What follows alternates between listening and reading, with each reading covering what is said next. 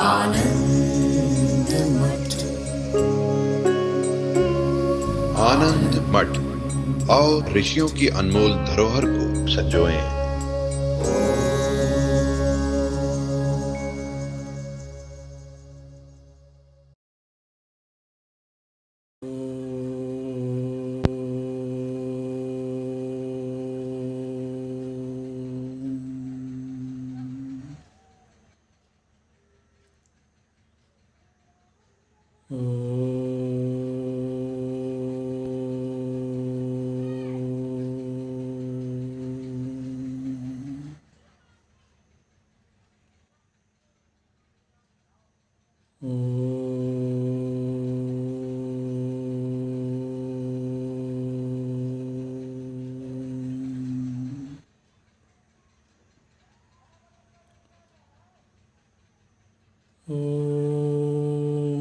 भद्रं कर्णेभिः शृणुयाम देवाः, भद्रं पश्येमाक्षभिर्यजत्राः, स्थिरैरङ्गैस्तुष्ट्वागुंसस्तनूभिः व्यशेम देवहितं यदायुः। स्वस्ति न इन्द्रो वृद्धस्रवाः, स्वस्ति नः पूषा विश्ववेदाः, स्वस्ति नस्तार्क्ष्यो अरिष्टनेमिः, स्वस्ति नो बृहस्पतिर्दधातु। ॐ शान्ति शान्ति शान्तिः।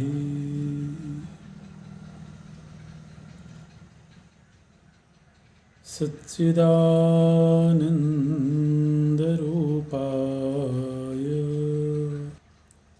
विश्वोत्पत्त्यादिहेतवे तापत्रयविनाशाय श्रीकृष्णाय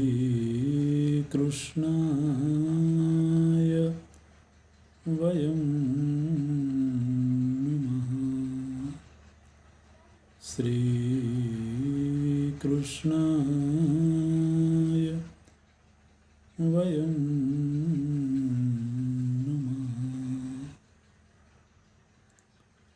नारायणं नमस्कृत्य नरं चैव नरोत्तमं, देवीं सरस्वतीं व्यासं ततो जयमुदीरयेत्। ततो जयमुदीरयेत्। सनत सुजात ऋषि के द्वारा आत्म तत्व का उपदेश किया जा रहा है और पूरी तरह से वैदिक शब्दों का प्रयोग करते हुए ये उपदेश हो रहा है। बोलते हैं कि यह सहस्रम सहस्राणां पक्षान् संतत्य संपरेत, मध्य में मध्य आगच्छेद अपि चेत स्यान् मनोजवः। बोलते हैं कि यदि कोई योग के बल पर योग साधना करते हुए और योग शक्ति के बल पर मन की तरह वेग वाला हो जाए, माने किसी के पास इतनी शक्ति आ जाए कि जिस तरह से मन की गति है उस तरह से वह कहीं भी गमन करने में समर्थ हो जाए, अथवा उसके शरीर में लाखों पंख लग जाएं और बहुत सारे पंख लगा कर के उड़ने में समर्थ हो जाए, लेकिन उसको यदि परमात्मा को पाना है तो इस सारे गति को रोक करके और अपने हृदय में ही उसको खोजना होगा। बाह्य गति चाहे कितनी भी हो,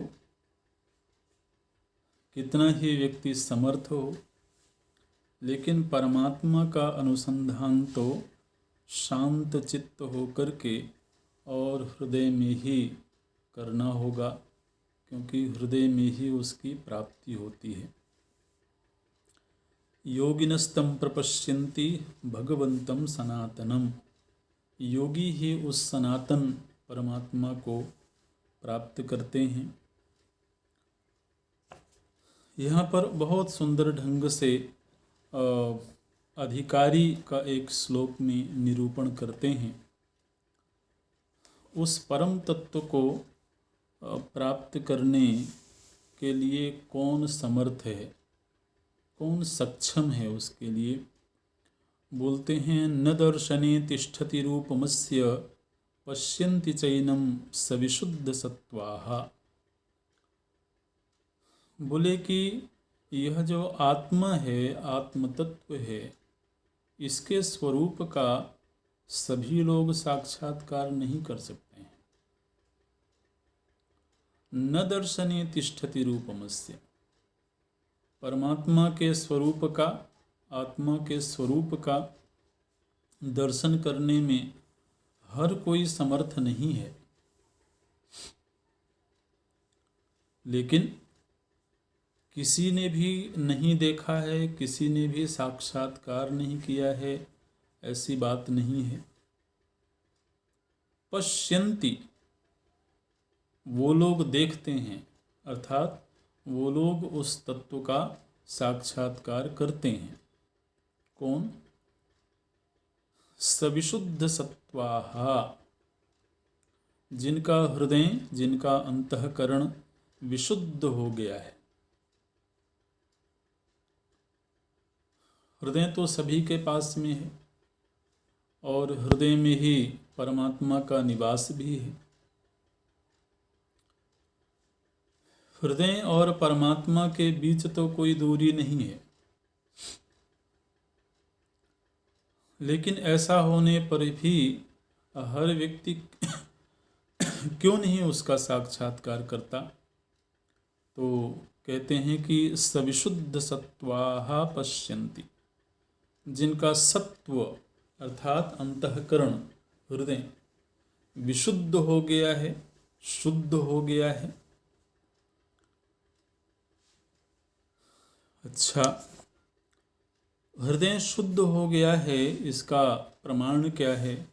बोलते हैं हितः। जो सबका हितैषी हो गया, सबके प्रति उसके मन में हित की भावना है, वो किसी का भी वो अहित नहीं चाहता है।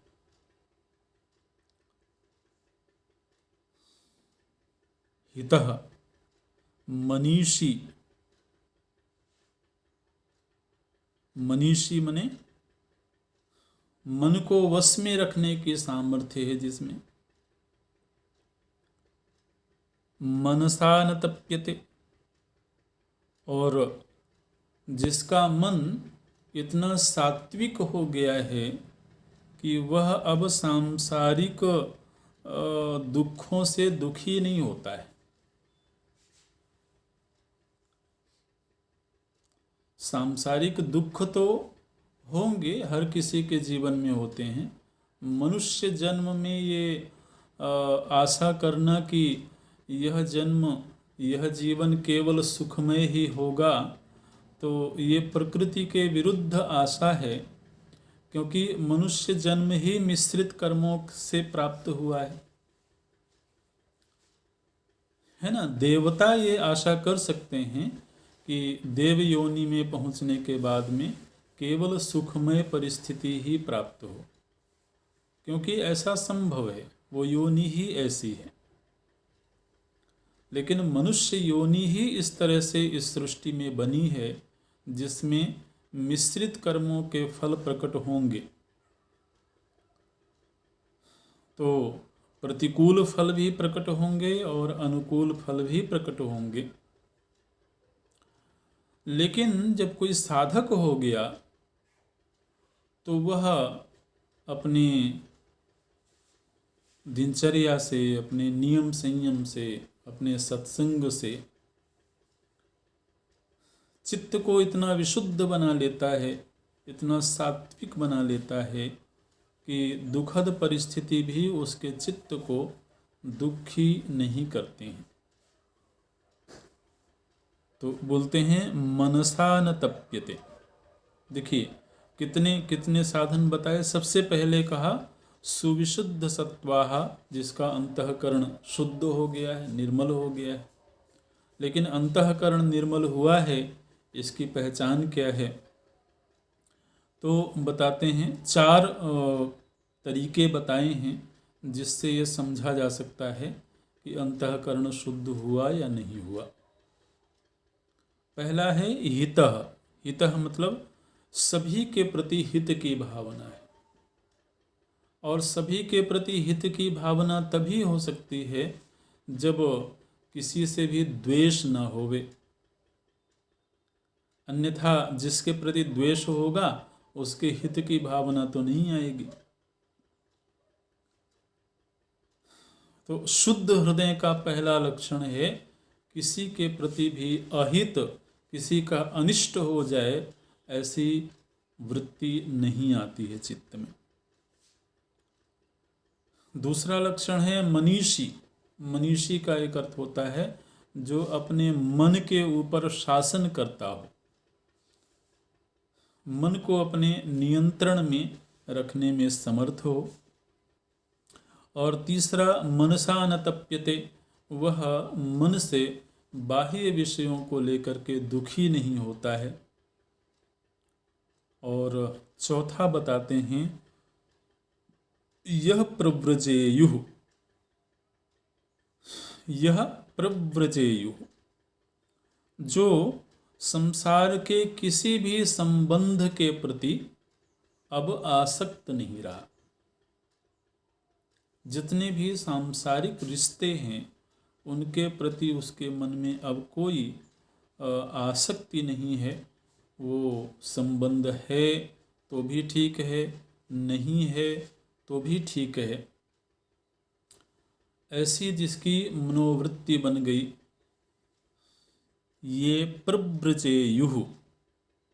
प्रव्रजन, प्रव्रजन का अर्थ होता है अब संबंधों के प्रति अनाकर्षण, संबंधों के प्रति अनासक्ति।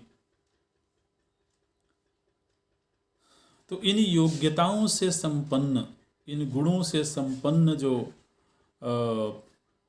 योगी है, अमृतास्ते भवन्ति, वही लोग उस अमृत तत्व को, उस आत्म तत्व को प्राप्त करने में सक्षम होते हैं, समर्थ होते हैं।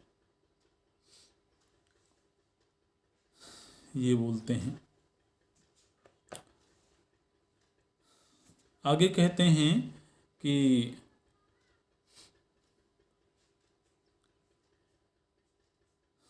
कभी कभी व्यक्ति अपनी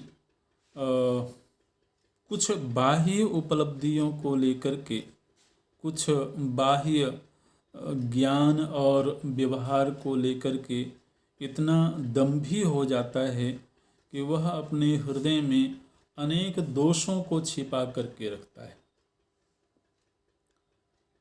बाहर से वो शिक्षित होने का दिखावा करेगा, बाहर से वो ज्ञानी होने का दिखावा करेगा, लेकिन भीतर अनेक दोषों को वह संग्रहित करके, अनेक दोषों को वह संजो करके रखता है। किस तरह से? जैसे कि सर्प बिल का आश्रय लेकर के अपने आप को छिपा लेता है।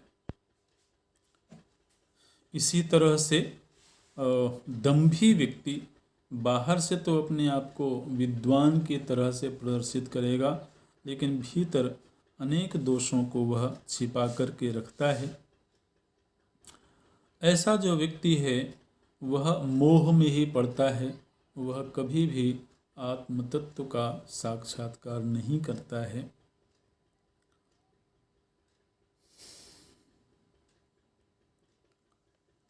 जिन्होंने उस परमात्मा का साक्षात्कार कर लिया है वो क्या बोलते हैं?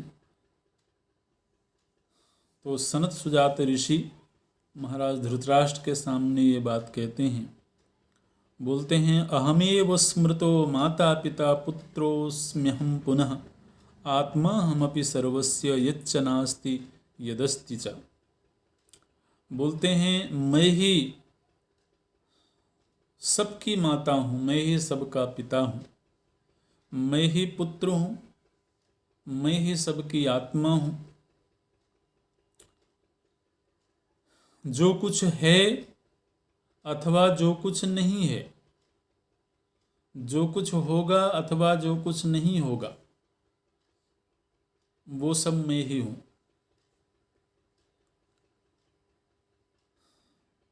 मैं ही तुम्हारा पितामह हूँ, मैं ही तुम्हारा पिता हूँ। जब जब सर्व की आत्मा के रूप में अपने आप को कोई योगी अनुभव करने लगता है, समूचे जगत की आत्मा के रूप में अपने आप को अनुभव करता है, तो उसकी ऐसी ही उक्ति होती है, उसके ऐसे ही उद्गार होते हैं। पितामहोऽस्मि स्थविरः पिता पुत्रश्च भारत ममैव यूयमात्मस्था न मे यूयम न वो वयम। बोलते हैं, आत्मा ही मेरा स्थान है, आत्मैव स्थानम मम जन्म च आत्मा। मेरा जन्म आत्मा में ही हुआ है, मेरी स्थिति आत्मा में ही है और मेरा लय भी आत्मा में ही होगा। और त्रिकाल में मैं आत्म तत्व से सर्वथा अभिन्न हूँ। यह जो आत्म तत्व है कैसा है? बोले, अणोरणीयान सुमना सर्वभूतेषु जागृति। यह अत्यंत सूक्ष्म से सूक्ष्म है और सभी भूतों में यही अंतर्यामी रूप से प्रकाशित हो रहा है, यही समस्त प्राणियों के हृदय कमल में विराजमान है। तो इस तरह से यह अंतिम उपदेश सनत सुजात ऋषि के द्वारा दिया गया है और ये प्रसंग यहाँ पर संपन्न हो जाता है। आपको याद होगा, ये विदुर जी ने सनत सुजात ऋषि का ध्यान करके उनको आमंत्रित किया था महाराज धृतराष्ट्र की सभा में, और वहीं पर महाराज धृतराष्ट्र प्रश्न करते हैं, सनत सुजात ऋषि उसका उत्तर देते हैं। और जब यह प्रसंग संपन्न हुआ है तो सनत सुजात ऋषि वास्तव में कहीं से आए नहीं थे, वो तो केवल विदुर जी के द्वारा ध्यान करने पर प्रकट हुए थे। और जैसे ही यह प्रसंग संपन्न हुआ तो वो पुनः अंतर्धान हो गए उसी सभा में, और फिर वो सभा संपन्न हो जाती है। अब अगले दिन एक बड़ी महत्वपूर्ण सभा का आयोजन होना है, और वो सभा ये है कि संजय गए थे पांडवों के पास में ये संदेश लेकर के कि पांडवों को युद्ध के लिए तैयार नहीं होना चाहिए। महाराज धृतराष्ट्र ने संजय को विशेष तौर पर भेजा था कि युद्ध, क्योंकि धृतराष्ट्र जानते हैं कि अगर पांडवों ने युद्ध छेड़ दिया और पांडवों की ओर से आक्रमण हो गया तो पांडवों के पास में इतनी शक्ति है कि कौरव कहीं भी ठहरेंगे नहीं और कौरवों का सर्वनाश हो जाएगा। इसलिए अब धृतराष्ट्र के मन में भय व्याप्त हो गया है और वो संजय को भेजते हैं पांडवों के पास में। और पांडवों ने इस बार दो टूक बात कही है कि अब बहुत हो गया है, जन्मकाल से ही हम लोग प्रताड़ना सहते रहे हैं, लेकिन अब यदि कौरव शांति चाहते हैं, दुर्योधन अथवा धृतराष्ट्र यदि शांति चाहते हैं, तो वो प्रसन्नतापूर्वक इंद्रप्रस्थ का राज्य सौंप दें। आधा राज्य जिसमें पांडवों का हक है वो पांडवों को प्रदान कर दें। और यदि ऐसा नहीं होता है तो फिर युद्ध के लिए तैयार हो जाएं। तो ये विस्तार से पांडवों का संदेश जो संजय लेकर के आए हैं, वो पूरी सभा में उनको वो संदेश सुनाना है। तो उस दिन सभा में सभी बड़े बूढ़े एकत्र हुए हैं, वहाँ पर सभा लगी है और उस सभा में भीष्म पितामह हैं, द्रोणाचार्य जी हैं, कृपाचार्य जी हैं और सभी बड़े बड़े लोग वहाँ एकत्र हुए हैं। और उस सभा में फिर धृतराष्ट्र के द्वारा संजय से पूछा गया है कि संजय, तुम सबसे पहले अर्जुन का संदेश सुनाओ। सभी लोगों ने पृथक पृथक रूप में संदेश दिया था। तो सबसे ज़्यादा अगर किसी से भय है तो वो अर्जुन से ही है। तो अर्जुन का इस समय पर मनोभाव क्या है, ये जानना बहुत जरूरी है। तो धृतराष्ट्र ने संजय से पूछा है कि संजय, अर्जुन ने क्या संदेश भेजा है वो तुम बहुत विस्तार से सुनाओ। और संजय अर्जुन का संदेश सुनाने लगे हैं। बोलते हैं कि जिस समय पर अर्जुन अपना संदेश कह रहे थे, उस समय पर वहाँ सभी लोग बड़ी एकाग्रता के साथ सुनने को उत्सुक थे कि अर्जुन क्या कहना चाहते हैं। भगवान कृष्ण स्वयं उस सभा में उपस्थित थे और महाराज युधिष्ठिर उपस्थित थे और भी बड़े बड़े गणमान्य लोग उस सभा में एकत्र थे। तब अर्जुन ने ये बात कही है। तो अर्जुन के संदेश को यहाँ पर बहुत विस्तार से संजय सुनाते हैं। अर्जुन आरंभ करते हैं, उन्होंने कहा कि संजय, तुम सभी बड़े बूढ़ों के बीच में ये संदेश सुनाना और दुर्योधन को संबोधित करते हुए ये कहना कि दुर्योधन, यदि महाराज युधिष्ठिर के राज्य को, महाराज युधिष्ठिर के अधिकार को छोड़ने के लिए यदि कौरव तैयार नहीं हैं, तो मैं समझता हूँ कि ये कौरवों का पाप कर्म उदित हुआ है, क्योंकि ऐसा निर्णय करके कौरवों के ऊपर महान संकट उपस्थित होने वाला है। ये अर्जुन की उक्ति है कौरवों के प्रति। उन्होंने कहा कि ये सुनाना युधिष्ठिर उसको दुर्योधन को और सभी लोगों के बीच में सुनाना, क्योंकि दुर्योधन को मालूम है कि, और मालूम होना चाहिए कि इस समय पर पांडवों के पास कितनी शक्ति है, पांडवों के साथ कितने शक्तिशाली लोग समवेत हुए हैं। और फिर एक एक योद्धा की महिमा का गायन करते हैं अर्जुन। स्वयं महाराज युधिष्ठिर कितने बड़े योद्धा हैं, कितनी शक्ति है उनमें, भीमसेन के पास में क्या शक्ति है, और उनके अन्य जो भाई हैं वो कितने शक्ति संपन्न हैं। तो एक एक की शक्ति का बखान करते हैं अर्जुन।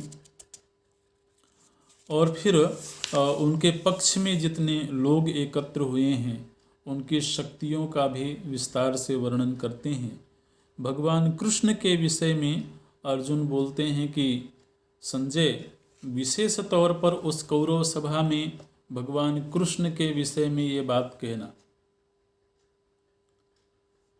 अयुध्यमानो मनसापि यस्य जयं कृष्णः पुरुषस्याभिनन्देत एवं सर्वान् स व्यतीयाद मित्रान् सेन्द्रान् देवान् मानुषे नास्ति चिंता। बोलते हैं कि भगवान कृष्ण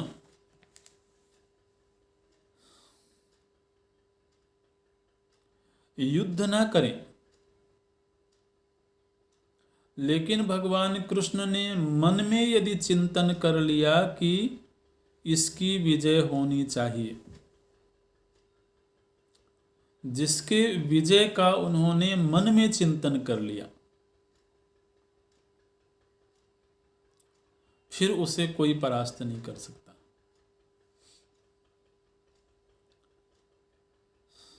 वो भगवान कृष्ण पांडवों के साथ में है। भगवान कृष्ण को कोई अस्त्र उठाने की आवश्यकता नहीं है। उन्हें कोई युद्ध में शस्त्र उठा करके और आक्रमण करने की आवश्यकता नहीं है। उनका संकल्प मात्र, देखिए क्या बड़ी बात बोलते हैं कि यदि भगवान कृष्ण ने ये मन में केवल इच्छा कर लिया, यह मन में उनके ख्याल मात्र आ गया, इच्छा भी ना करें, केवल ख्याल मात्र आ गया कि इसकी विजय होनी चाहिए, फिर उसके विरुद्ध देवराज इंद्र भी क्यों ना हो, उसे कोई परास्त नहीं कर सकता है।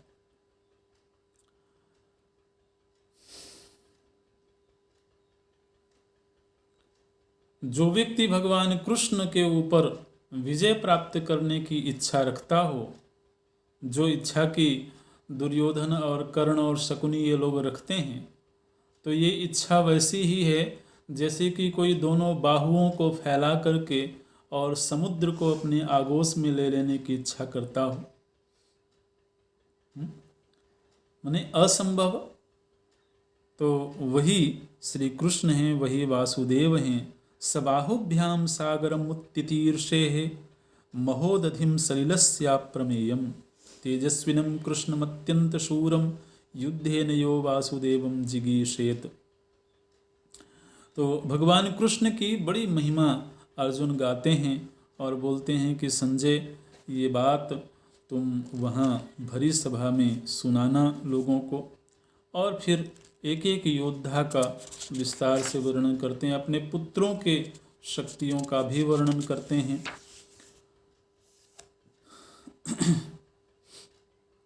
जब अर्जुन के संदेश को उस सभा में उपस्थित सभी गणमान्य लोगों ने सुना,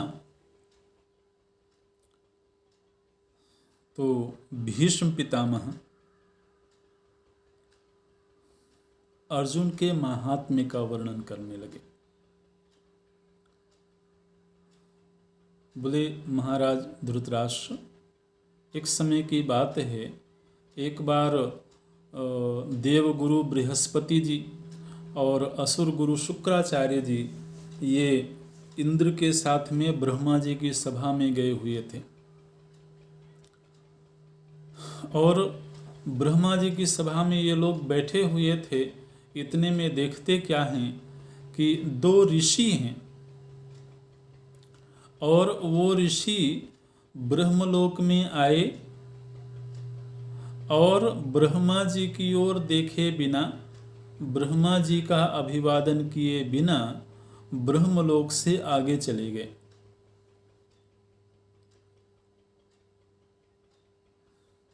तो ये बड़ी आश्चर्यजनक घटना घटी कि कोई ब्रह्मलोक में गया हो और वो ब्रह्मा जी का अभिवादन ना करे। तो देवराज इंद्र ने और बृहस्पति जी ने ब्रह्मा जी से पूछा कि पितामह, ये इतने तेजस्वी ऋषि कौन हैं? तो ब्रह्मा जी ने कहा कि ये नर नारायण हैं। भगवान का एक अवतार हुआ नर नारायण के रूप में। वास्तव में वो तत्व एक ही हैं, लेकिन असुरों का संहार करने के लिए उन्होंने अपने आप को दो रूपों में अभिव्यक्त कर लिया, और दो रूपों में अभिव्यक्त करके वो बद्रिकाश्रम में जा कर के तपश्चर्या करने लगे।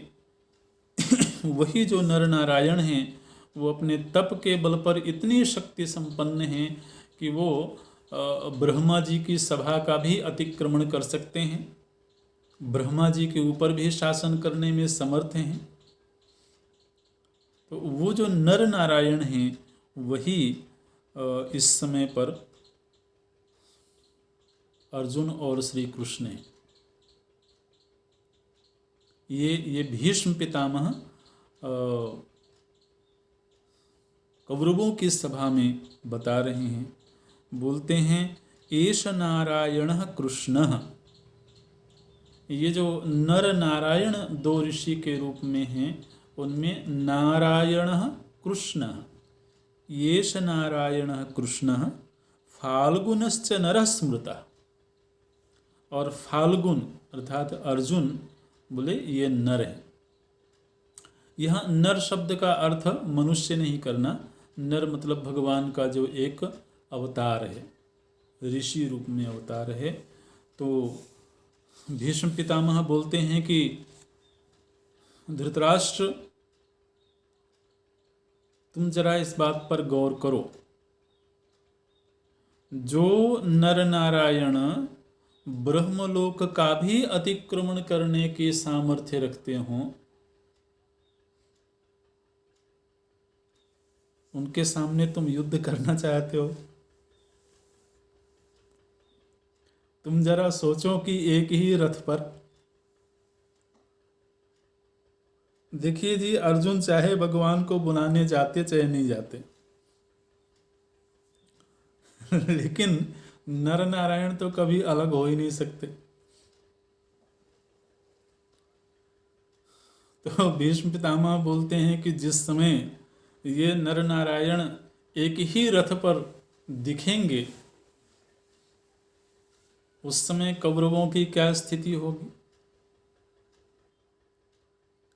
इसलिए अभी भी मैं कहता हूं कि पांडवों से युद्ध करना उचित नहीं है। अभी भी मैं ये कहता हूं कि तुम पांडवों के साथ संधि करो, उनका जो अधिकार है उन्हें दे दो। और ये जो खोटी बुद्धि वाला कर्ण है, इसने तुम्हारे बेटे को बहका के रखा हुआ है। उस समय में कर्ण भी बैठा हुआ है, और भीष्म पितामह बोलते हैं कि ये खोटी बुद्धि वाला, जिसको कि परशुराम जी ने शाप दे दिया था, ऐसा यह जो कर्ण है, इसने तुम्हारे पुत्र को बहका के रखा हुआ है। क्योंकि मैं जानता हूं कि दुर्योधन के पास में इतना आत्मबल नहीं है कि वह अपने दम पर कौरवों से युद्ध करने की सोचेगा। लेकिन दुर्योधन अगर युद्ध करने की सोचता है तो केवल कर्ण के बल पर, और कर्ण पहले ही परशुराम जी के द्वारा अभिशप्त है। इसलिए तुम इसका निवारण करो, तुम इन लोगों के दबाव में मत आओ। जब भीष्म पितामह ने कर्ण के विषय में ऐसा कहा तो कर्ण बिल्कुल ही उग्र हो गया और बोलता है कि पितामह, आपने मुझ में कौन से गुण देख लिए, दुर्गुण देख लिए, जो आप बड़ी सभा में मेरी बुराई कर रहे हैं। ऐसे तो वहाँ थोड़ी नोक झोंक होती है आपस में। और फिर द्रोणाचार्य जी भी कर्ण को डांट लगाते हैं। लेकिन अब क्या कहा जाए, मन में जो सांसारिक आसक्तियां हैं, अभी अभी हम लोगों ने देखा कि सनत सुजात ऋषि के द्वारा विशुद्ध वेद सम्मत तरीके से तत्व का उपदेश हुआ।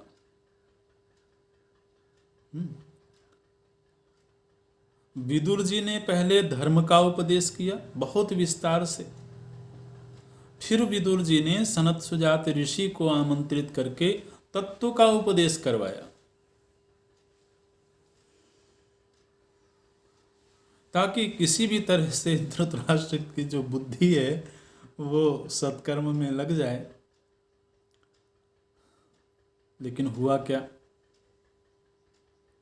बोलते हैं जब भीष्म पितामह और द्रोणाचार्य जी ने ये सलाह दिया कि तुम युद्ध के विषय में सोचना छोड़ दो और संधि करो, तो भरी सभा में धृतराष्ट्र ने भीष्म पितामह और द्रोणाचार्य जी दोनों के ही सलाह को नजरअंदाज कर दिया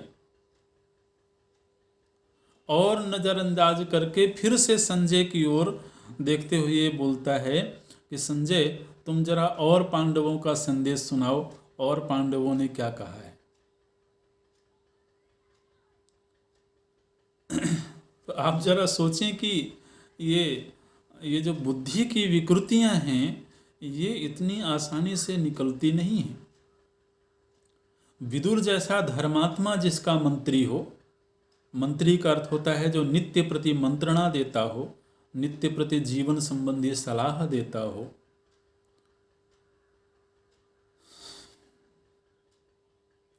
उसमें भी पुत्रासक्ति इतनी गहरी है। तो यहाँ पर वेदव्यास जी बोलते हैं कि तदैव कुरवः सर्वे निराशा जीविते भवन् भीष्मद्रोणौ यदा राजा न सम्यक अनुभाषते। जिस समय पर धृतराष्ट्र ने भीष्म और द्रोणाचार्य जी से सम्मानपूर्वक वार्तालाप नहीं किया, जो मंगलमयी सुझाव दे रहे थे उस सुझाव को नजरअंदाज कर दिया, उसी समय पर धृतराष्ट्र पुत्रों की आयु समाप्त हो चुकी थी। क्योंकि वयोवृद्धों का अपमान आयु को क्षीण करने वाला है। ये प्रत्यक्ष में ये बात नहीं दिखाई देती है, लेकिन कोई भी हमसे बड़े हों, चाहे वो आयु वृद्ध हों चाहे वो ज्ञान वृद्ध हों, हमारे चित्त में अगर अपमान की वृत्ति आई तो वो आयु को क्षीण करता है। फिर उसके बाद में संजय युधिष्ठिर जी के द्वारा जो संदेश दिया गया था वो कहना शुरू कर देते हैं और उनके अन्य जो सगे हैं उनकी क्या शक्तियां हैं उनका वर्णन करते हैं। अच्छा, एक प्रसंग याद रखें, शिखंडी का जो एक चरित्र है ना, युद्ध के समय में शिखंडी का वर्णन आएगा। ये शिखंडी कौन है? तो ये शिखंडी एक तो जो अम्बा थी, जिनको लेकर के भीष्म पितामह आए थे, अम्बा, अंबिका, अम्बालिका, उनमें से अम्बा ने तो विवाह करने से मना कर दिया था, तो फिर उन्होंने वापस भेज दिया था भीष्म पितामह ने, लेकिन जिसके पास गई उन्होंने भी विवाह करने से इनकार कर दिया। तो उस समय पर अम्बा को बड़ा क्रोध आया भीष्म पितामह के ऊपर और फिर उन्होंने संकल्प किया कि मैं भीष्म पितामह की मृत्यु का कारण बनूंगी। वही जो अम्बा थी वो अगले जन्म में महाराज द्रुपद की पुत्री के रूप में पैदा हुई।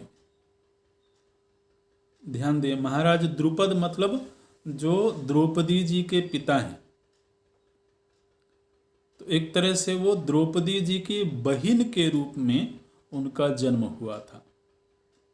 तो जन्म स्त्री के रूप में हुआ था, लेकिन दैववशात उनको पुरुषत्व की प्राप्ति हो गई थी।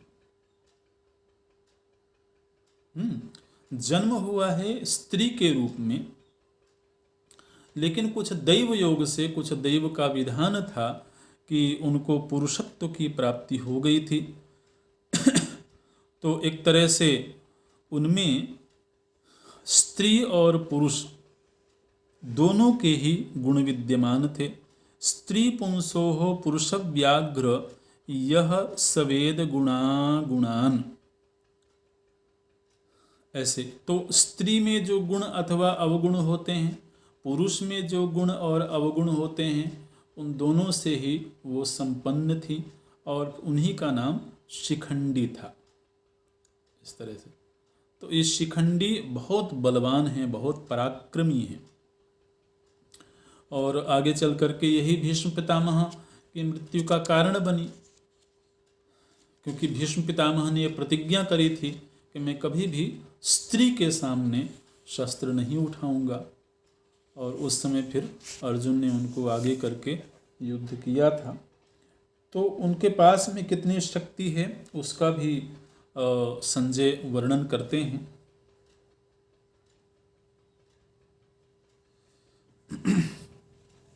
भीमसेन के पराक्रम का वर्णन करते हैं। धृतराष्ट्र को सबसे ज़्यादा अगर किसी से डर है तो वो भीमसेन से डर है। इसलिए जब अर्जुन अथवा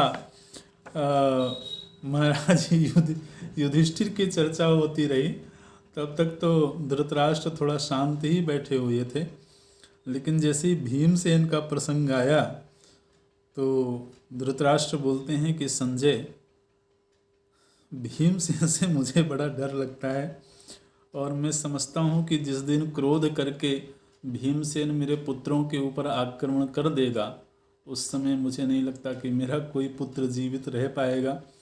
इसलिए मैं चाहता हूँ कि ये युद्ध न होवे।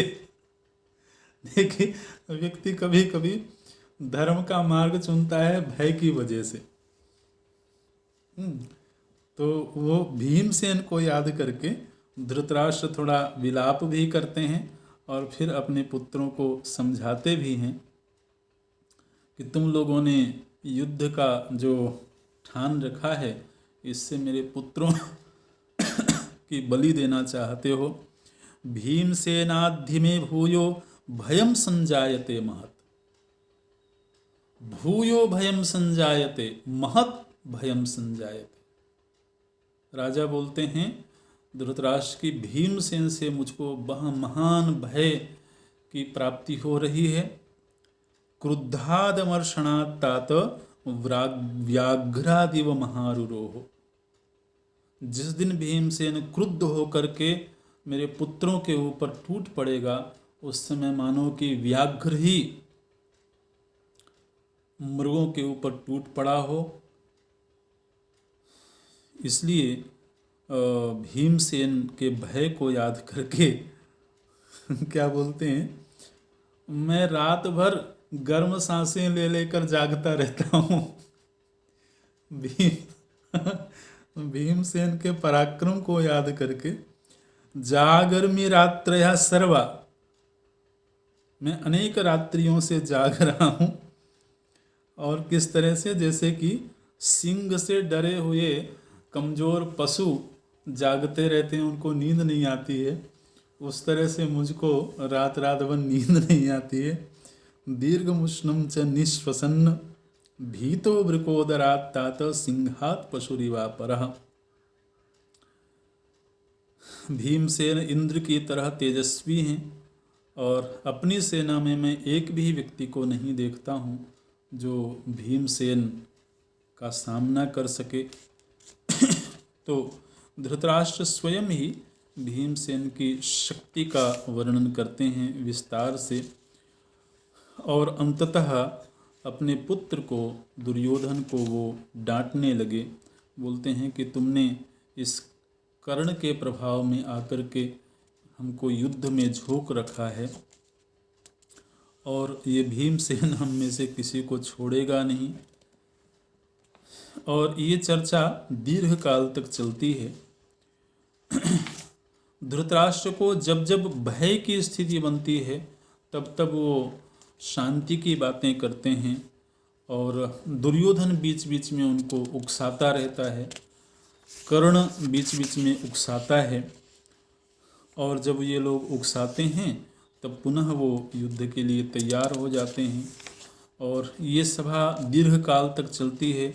संजय के द्वारा अन्य पांडवों पक्ष में आए हुए जो राजा हैं उनके पराक्रम का वर्णन करते हैं, अर्जुन के रथ का वर्णन करते हैं, उनके आयुधों का वर्णन करते हैं, धृष्टद्युम्न की शक्तियों का वर्णन करते हैं। तो ये सब चर्चा बहुत विस्तार से होती है। और जब जब वो पांडवों के पराक्रम को सुनते हैं महाराज धृतराष्ट्र, तब तब उनका चित्त भयभीत हो जाता है।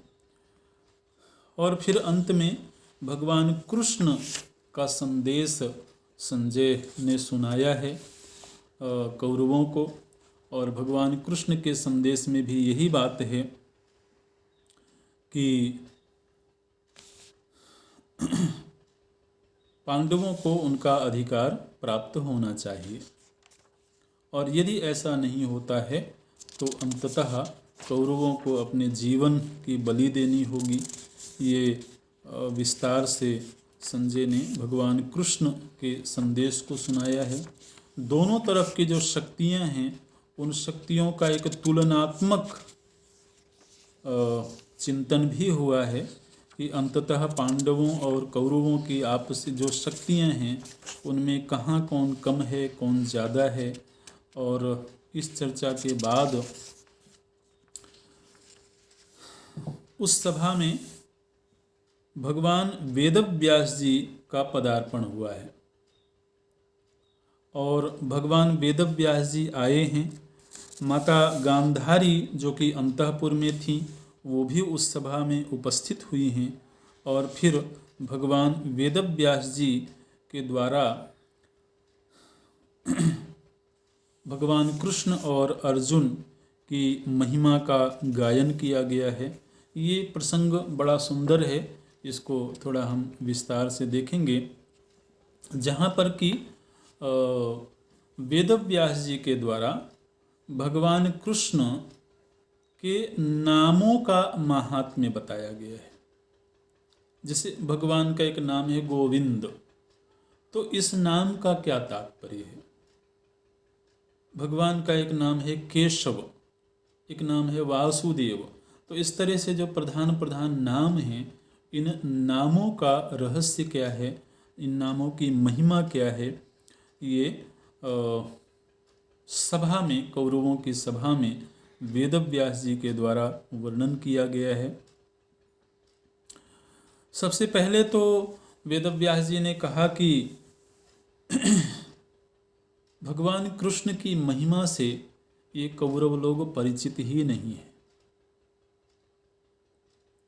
मैं केवल भगवान कृष्ण के विषय में अगर एक बात कहूँ, वेदव्यास जी बोलते हैं, एकतो वा जगत कृत्स्नम एकतो वा जनार्दनः सारतो जगतः कृत्स्नात् अतिरिक्तो जनार्दन।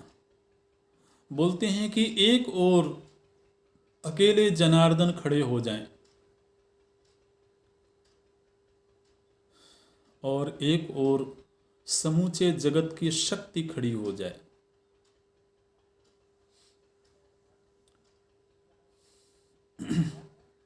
तो मैं समझता हूँ कि अकेले जनार्दन उस समूचे जगत की शक्ति से बढ़कर के ही होंगे।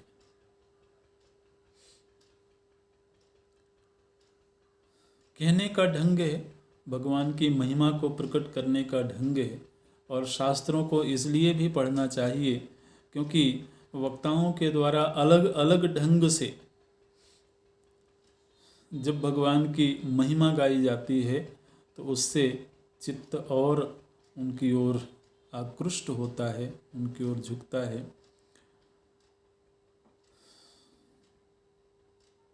बोलते हैं भस्म कुर्यात् जगदिदं मनसैव जनार्दनः न तु कृत्स्नं जगत शक्तं भस्म कर्तुम जनार्दनम।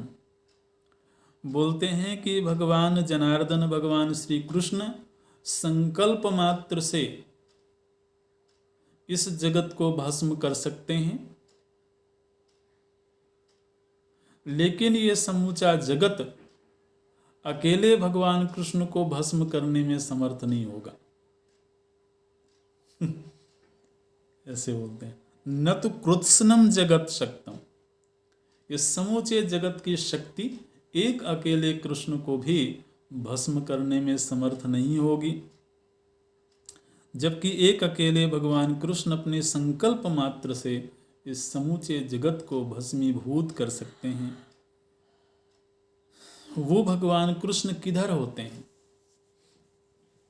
कहाँ वो पाए जाते हैं, कहाँ वो खड़े होते हैं? बोलते हैं यतः सत्यम, जिधर सत्य होता है, यतो धर्म, जिधर धर्म होता है, यतो ह्रीः, जिधर लज्जा होती है, आर्जवम यतः, जहाँ सरलता होती है, ततो भवति गोविंदः, वहीं पर गोविंद होते हैं, यतः कृष्णः ततो जयः, और जहाँ गोविंद होते हैं वहीं जय होती है, वहीं विजय होती है। वेदव्यास जी ये कहना चाहते हैं कि धृतराष्ट्र, न तो तुम्हारे पक्ष में सत्य है, न तुम्हारे पक्ष में धर्म है, न तुम्हारे पक्ष में लज्जा है। लज्जा मतलब बड़ों के सामने झुकने की वृत्ति। ये जो दुर्योधन है, ये जो दुशासन है, ये बड़ों के सामने भी अकड़ करके खड़े होते हैं। तो जहाँ विनम्रता नहीं है, जहाँ सरलता नहीं है, तो इसलिए तुम्हारे पक्ष में भगवान कृष्ण हो नहीं सकते हैं, और यदि भगवान कृष्ण नहीं होंगे तो विजय भी हो नहीं सकती है। तो यहाँ पर भगवान कृष्ण के नामों की महिमा है, अगली कक्षा में देखेंगे। ओम ओम पूर्णमदः पूर्णमिदं पूर्णात् पूर्णमुदच्यते पूर्णस्य पूर्णमादाय पूर्णमेवावशिष्यते।